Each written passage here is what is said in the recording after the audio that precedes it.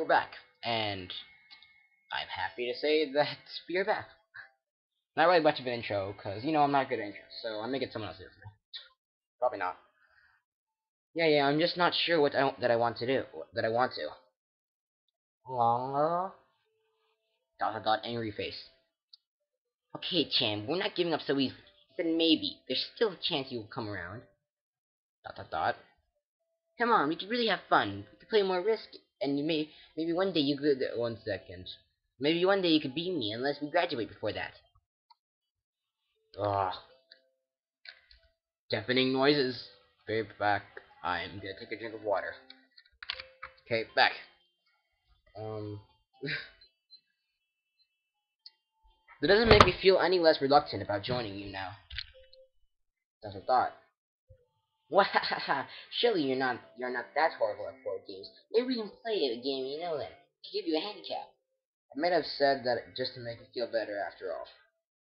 Oh, it's called a Chan. Take a glance at the clock and the wall, and I realized I spent far longer playing Risk than I expected. You don't say. Sorry, I think I have to go. I want to go to the library. It's not closed yet, is it? She then scratches her head and gestures at Misha. How hard can it be? How hard can it be to determine whether a library is open? There's a clock right there on the wall. Dot dot dot.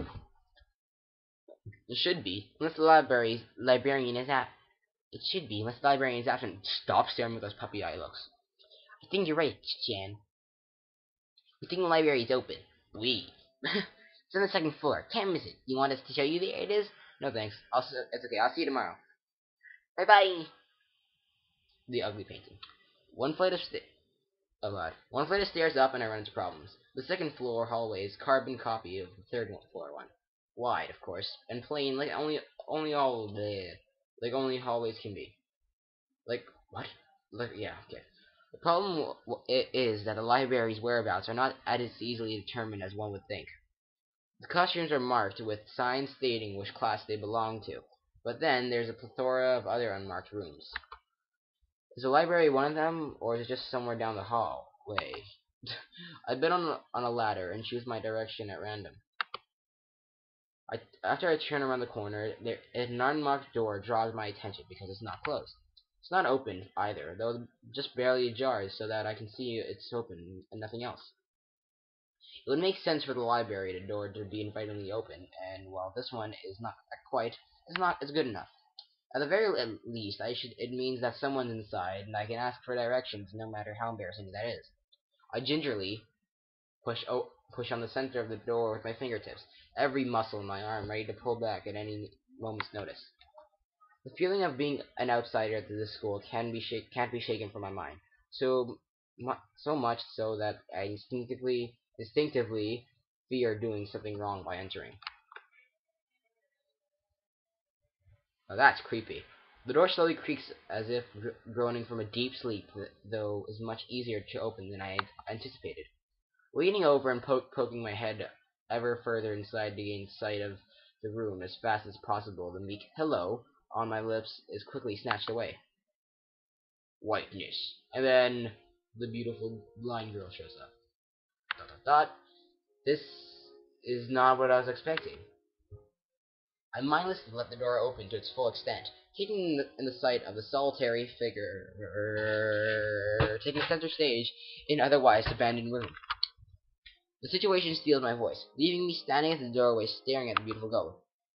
Evidently, having taken her time to assess the situation, the girl gently puts down her teacup and opens her eyes, but doesn't look at me. Hello there. Hello there. May I help you? I'm gonna give her that voice. Staring directly in front of herself, the movements of her lips seem to break the silence rather than the words. However, it's the soft, measured voice that reminds me that she's being separate from the room itself. Not only is she likely the tallest girl I've ever laid eyes on, but even among the foreigners I've met, she's strikingly distinct. Hi, sorry for intruding. I was just kind of lost. She takes a moment to formulate a response before speaking. Every action she takes feels as if it's carefully choreographed beforehand. Here to take a seat. Hello? I'm trying to make sure it doesn't sound like my voice. Here to take a seat. Unexpected, considering that I'm intruding upon her. Thanks. I slowly stepped towards another seat opposite of her, the girl resting a teacup and saucer on the wooden table in between. The way she doesn't track my movements with her head is telling that, and the slight cloudiness in her eyes mean that she must be at least partially blind, like Kenji. Come to think of it, hadn't, her voice doesn't have any detectable accent either. I guess she must be half Japanese. As I take my, but I was just telling you, this game is like told in Japanese but translated into English. So you may think that like, oh, this is English, not Japanese. How can you say that you don't know Japanese? So I just want to say that. As I take my seat, her composure takes me slightly off guard. Her air of relaxed confidence makes the silence entirely comfortable. The calming atmosphere is so very different from the student council office. I take it you're a new student to Yamako. Ah, yeah, I just transferred in yesterday. I get the distinct feeling my speech patterns don't match the formality of hers. Accentuated by her restrained bow of greeting. I don't know why, but I like the bows everywhere. No. One which I hasten to match before realizing the futility of the action. I'm Elisa Tao. Pleased to meet you. I sound Nakai. She gives a nod before gesturing roughly in the direction of her teacup. Would you care for a drink? I gotta. I may change the voice to more high pitched because I'm not good at doing girl voices. Sure, I'm not good at doing any voices actually. As much as it pains me, I can't keep step with her formality in the proceedings. She gives a kind nod, taking the request in stride. Without another word, she steps off the chair and prepares a second cup of tea. Some collection supplies laid out along the shelf.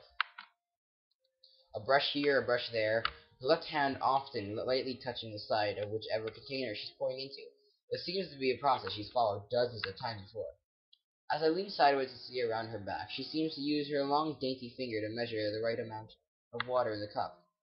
It's one thing to see the different disabilities the students in my class have, but it's quite another to see how everyone seems to adapt. Shizune and Misha have no problem working together to communicate to me, and Lily herself seems to have workarounds for problems I never thought of. While I feel slightly guilty about her doing the work, she seems to pleased to be following the correct process to the offerer preparing the drink. So, her voice, her soft voice brings me out of my silent observance. Which room were you looking for? It's not often this classroom is visited after school. The school library. Shizune and some classmates told me it was on this floor. She finishes pouring water into the teacup as she nods. Small metallic tapping coming from the teacup, indicating it's being stirred. I'm aware of Miss Hakamichi, as are most students. To be with them means you're in class 3-3, no? That's right, in the science room with a cow. She gives a small giggle before setting down the teaspoon and slowly walking towards the table, teacup and saucer in hand. I'm sorry if I'm not doing the exact voice you would give her, but just imagine your voice that I'm saying like that. Like, ah, can I relate her to any anime voice? Like, most of you, I'm pretty sure, have seen the Molecularly of Haruhi Suzumiya. Oh, come on. Oh, it's almost been a year since I watched that. It's like that girl was the first, besides the main character that's part of the SOS Brigade, the girl from the future. Yeah, that kind of voice from the future. Sorry about that. She kept the saucer in her hand. He's quite a character. I imagine you'll come to like him. Most do. As she sets down the tea, I gently take it and have a sip. I'm really more of a coffee person, but this seems like a rather bad moment to bring it up. I'm gonna end it here. Thank you for watching. I will see you later. Maybe tomorrow, if my internet doesn't crash. I hope you enjoyed today's episode, and I'll be doing more Katawa Shoujo with great pleasure. See you tomorrow. Drop it.